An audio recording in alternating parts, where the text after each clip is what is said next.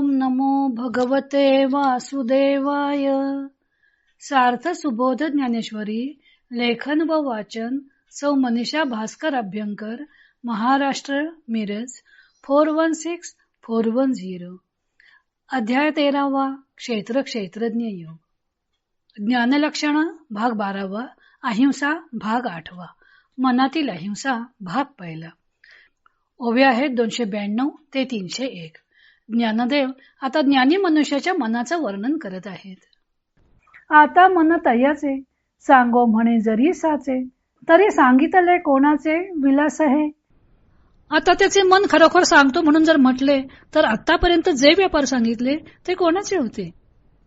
काही शाखा नव्हे तरू जळे विण असे सागरू, ते जाणी तेजाकारू आन काही. फांद्या म्हणजेच झाड नव्हे का? समुद्र हा जलाशिवाय आहे का? प्रकाश आणि सूर्य हे वेगळे आहेत का? अवयव आणि शरीर हे वेगळाले काही किर, की रसू आणि नीर सिनानियाथी. शरीर आणि शरीराचे अवयव हे खरोखर वेगळे आहेत का? किंवा ओलावा आणि पाणी निराळी आहेत का? म्हणून हे जे सर्व सांगितले बाह्य भाव, ते मनची गा सावयव ऐसे जाण. म्हणून ही जी काही सर्व बाह्य लक्षणे सांगितली ती म्हणजे मूर्तिमंत मनच आहे असे समज. म्हणजे वर सांगितलेले सर्व व्यवहार हे मनाचेच आहे. जे बीज भुई खोविले, तेची वरी रुख जाहले, तैसे इंद्रियद्वारी फाकले अंतर चिकी.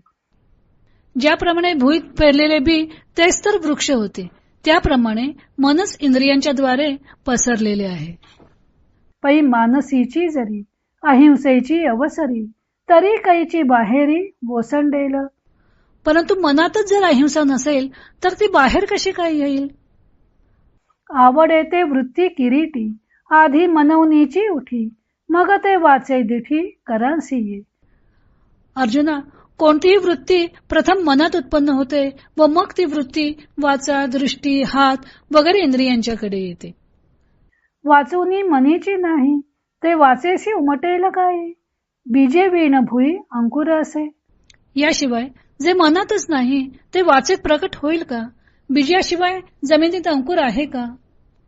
उगमीची वाळूनी जाये, ते वोघी कैचे पडे, जीव गेली आहे चेष्टा देही. हे पाणी उगमाच्या ठिकाणीच वाळून गेले आहे, ते नदीच्या ओघामध्ये कोठून वाहील? शरीरातून जीव गेल्यानंतर त्या देहाच्या ठिकाणी हालचाल आहे काय? म्हणून मनपण जे मोडे, ते इंद्रिय आधीच उबडे, सूत्रधारे वीण साई खडे वावो जैसे. म्हणून ज्यावेळी मनाचा मनपण नाहीसा होईल त्यावेळी अगोदरच इंद्रियांची कर्मे राहतात, म्हणजे इंद्रियांची कर्मे करण्याची शक्ती बद्ध पडते. ज्याप्रमाणे सुताच्या दोरीने हलणारी बाहुली सूत्रधाराशिवाय व्यर्थ असते. ज्ञानी मनुष्याला ज्ञान झाल्याच्या काही खुणा आहेत. त्यातील एक खूण म्हणजे अहिंसा. ज्ञानी मनुष्याच्या अंगी अहिंसा कशी वसलेली असते ते ज्ञानदेवानी त्याचं बोलणं, चालणं, कृती वगैरे गोष्टीतून स्पष्ट केले. आता ते ज्ञानी मनुष्याच्या मनातच अहिंसा कशी वसलेली असते ते सांगत आहेत. ज्ञानदेव विचारत आहेत की आतापर्यंत जे ज्ञानी मनुष्याच्या बोलण्या चालण्याचं वर्णन केलं त्यावरून ज्ञानी मनुष्याचं मन कसं असतं ते कळून येतच.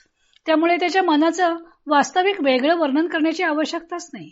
अहिंसा जी बाह्य लक्षणांमधून ज्ञानी मनुष्याच्या अंगी दृगोचर होते ती आधी त्याच्या मनातच असते.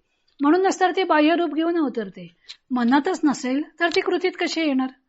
झाड आणि झाडाच्या फांद्या, पाणी आणि समुद्र, प्रकाश आणि सूर्य, अवयव आणि शरीर हे जसे एकरूप आहेत त्याप्रमाणे ज्ञानी मनुष्याच्या देहातून प्रकट होणारी बाह्य लक्षणे आणि मन हे एकरूपच आहेत. मनातच अहिंसा असते, तीच त्याच्या आचरणातून दिसते. जमिनीत पेरलेल्या बीजाचाच वृक्ष व्हावा तसे ज्ञानी मनुष्याच्या मनातच अहिंसेचे बीज पेरलेले असते. मग एवढ्याशा बीजातून केवढा भला मोठा वृक्ष फोफावतो. त्याप्रमाणे ज्ञानी मनुष्याच्या मनातील अहिंसेच्या बीजाला धुमारे फुटून त्याचे इंद्रियांमधून प्रकटीकरण होते. देहाची रचनाच अशी आहे. मागे क्षेत्राची 36 तत्व स्पष्ट करताना ज्ञानदेवाने मनाचं स्थान सांगितलं होतं. जे इंद्रिय आणि बुद्धी माझारी लिये संधी, रजोगुणाच्या खांदी तरळत असे. मन हे इंद्रिय आणि बुद्धी यांच्या मध्यभागी सांध्यावर असते.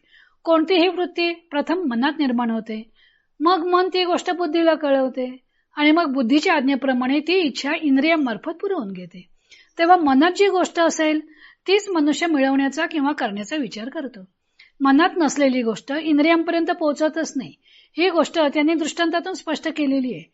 नदी उगम पावते म्हणजे तिथे पाण्याचा छोटा झरा निर्माण झालेला असतो. ते पाणी नदीतून वाहत जाते, पण मूळचा झरा चाटलेला असेल तर नदीत पाणी कसं येईल? तसं त्या ज्ञानी मनुष्याच्या मनात अहिंसा रूपी झरा उत्पन्न झालेला असतो आणि म्हणूनच तो इंद्रियांच्या कृतीमधून दिसून येतो. प्राणरूपी पक्षी उडून गेला की शरीरात हालचाल राहत नाही, तसा ज्ञानी मनुष्याच्या मनात अहिंसा रूपी प्राणच जणू राहत असतो. म्हणून त्याच्या इंद्रियांच्या हालचालीतून ती अहिंसा प्रकट होते. मन जणू काही सूत्रधार आहे. आपल्या मनातील गोष्टी ते इंद्रियांना करण्यास भाग पाडते आणि हाच भाग ते आणखी पुढे स्पष्ट करून सांगणार आहेत. तो भाग आपण उद्या पाहू.